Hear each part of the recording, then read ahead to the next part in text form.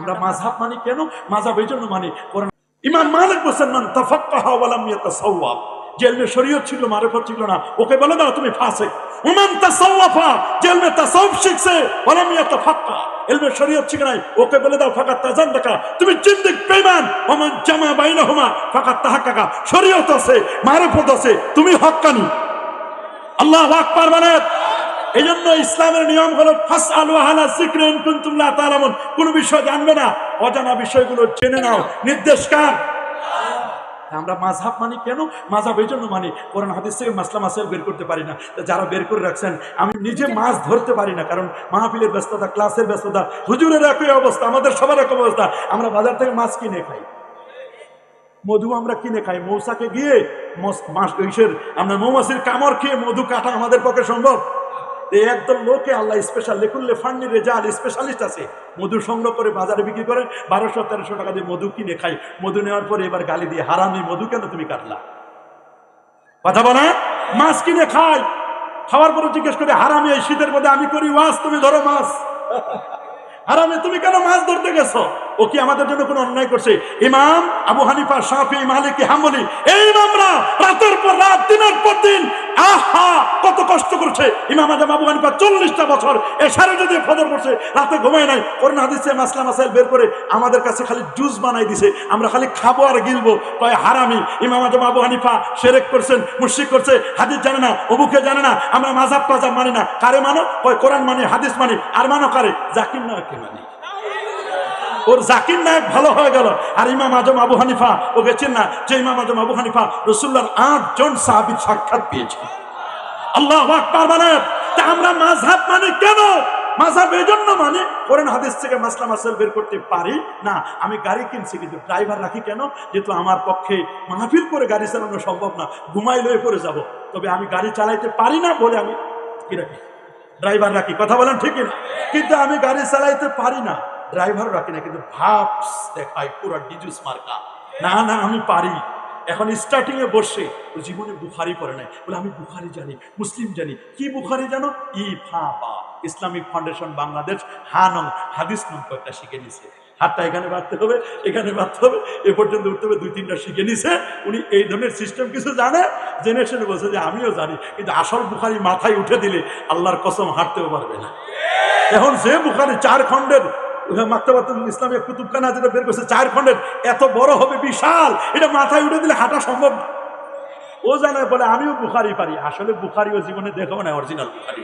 আর যে তোমার পেশারা বুখারি পড়তে পারবে না।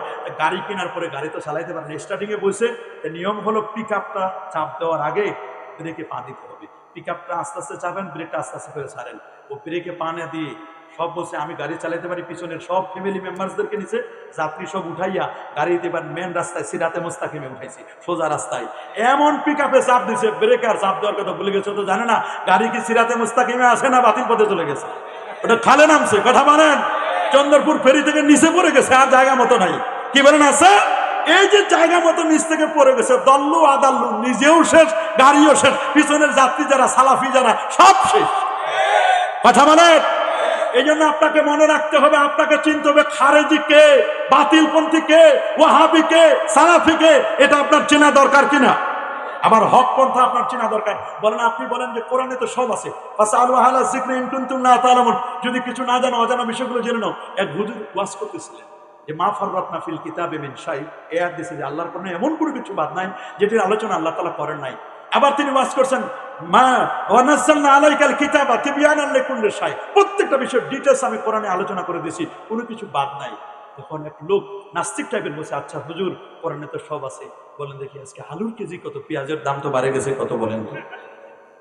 হুজুরকে জিজ্ঞেস করছে, হুজুর বলেন তো, গরুর গোস্তের দাম তো আগে কম ছিল, এটা নির্বাচনী অফার দিছিল।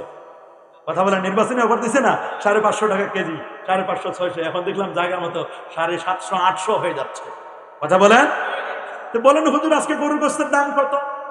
হুজুর চিন্তা করছে, তিনি গরুর গোস্তের কথা তো কোরআনে কোথাও নাই। গরুর নামে সূরা আছে, সূরাতুল বাকারা, আছে না? আছে না? হ্যাঁ আছে না? গরুর নামে সূরা আছে। রাসূল বলেন গরুর গোস্তের মধ্যে দাউন আছে, রোগ আছে, আর গরুর দুধের মধ্যে আছে দাওয়া।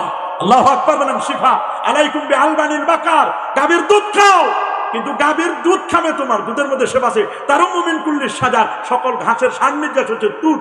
আল্লাহু আকবার। দুধ হলো আল্লাহর শরীয়ত, দুধের ভিতরে ঘি আছে, সর আছে, মাখন আছে, এইটার নাম ইলমে মারিফত। আল্লাহু আকবার। আমরা শরীয়তও মানি, মারিফতও মানি। এখন হুজুর পড়ছে বিপদে, সব আছে কোরআনে, পেঁয়াজের দাম তো কোরআনে নাই, পেঁয়াজের কথা কোরআনে আছে, দাম কত এটা তো নাই। হুজুর বলছে আপনি ওয়েট এন্ড সি, একটু অপেক্ষা করেন। উনি মোবাইলটা নিয়ে কাউরান বাজারে ফোন করছে, ভাই আজকের দাম কত, পেঁয়াজের দাম কত, রসুনের দাম কত, আলুর দাম কত, চাউলের দাম কত, মোটা চাউল, চিকন চাউল, মাঝারি সাইজের চাউল, রসুন কত, সব জিজ্ঞেস করি।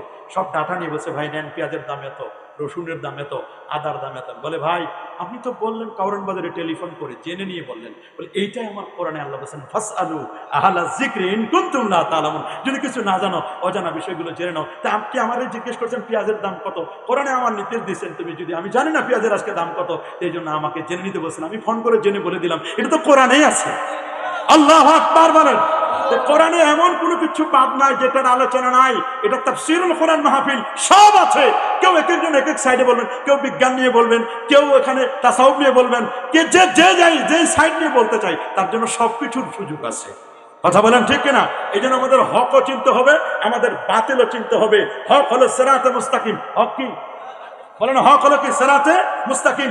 একবার নয়, দুবার নয়, 5 ওয়াক্ত নামাজে মোট 32 বার আল্লাহর কাছে বলি ইহদিনাস সিরাতাল মুস্তাকিম। আল্লাহ নবী একেবারে দেখাই দিলেন, এই রেখা, এটা সোজা পথ, ডানে বামে বাতিল পথ অঙ্কন করেন 3 3 6টা, প্রত্যেকটা 12 করে, 6 12 72, সোজা 1 73। সুনান তিরমিজি 2641 নম্বর হাদিসে আল্লাহ নবী বলেন, বনি ইসরাইল ইহুদিরা 71 দলে, খ্রিস্টানরা 72, আমার উম্মত 73 দলে, সবগুলো জাহান্নামী, 72টি, একটি দল জান্নাতি। যে দলটি জান্নাতি হবে সে দলটি হচ্ছে আমা আনা আলাইহি ওয়া আসহাবি, আমি নবী যে পথে চলি, আমার পথ, আমার সাহাবীদের পথ। এই পথ আমরা চলতে চাই কি চাই না? কি বলেন? আমরা চাই কি চাই না?